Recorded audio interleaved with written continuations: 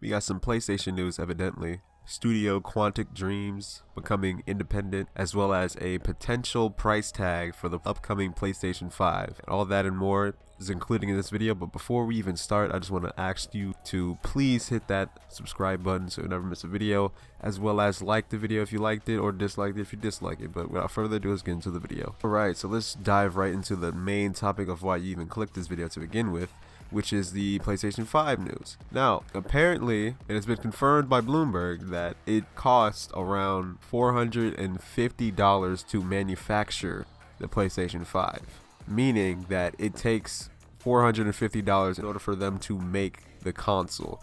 Now, with that off rip, it's going to be at least a $500 price tag, and even he agrees with that, because he even says that certain components in the PlayStation 5 are a little bit pricey.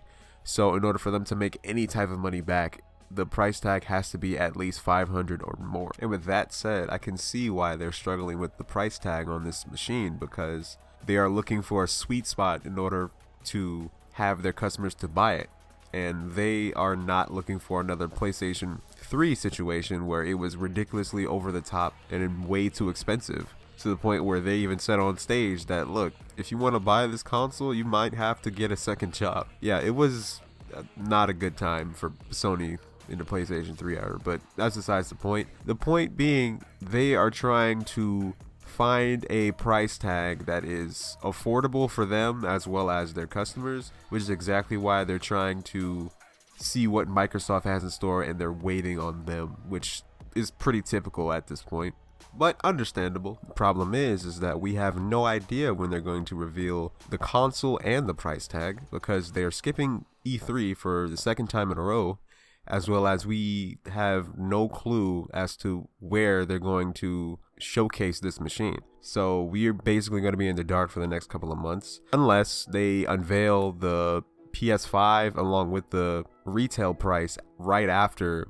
Xbox's E3. We're basically in the dark, and we're going to continually be in the dark, but point of this is to tell you that price tag may be a little bit pricey. It's not going to be the same as it was last gen. All right, it's going to be $500 or more. David Cage has officially came out and said that Quantic Dreams is going to remain an independent game development studio, and they no longer need the financial support of Sony. Now, this is good, simply because they have more creative control and more freedom, as he put it, to make their games and to basically do whatever they want with it and put on any platform they want to, which entails mean that there is a slight possibility that he could put his future games on an Xbox and maybe even a Switch, but definitely PC, because right now, Beyond Two Souls, Heavy Rain, and Detroit Become Human is literally doing numbers on the PC market right now, and he sees that, which is exactly why he doesn't no longer need the funding of PlayStation.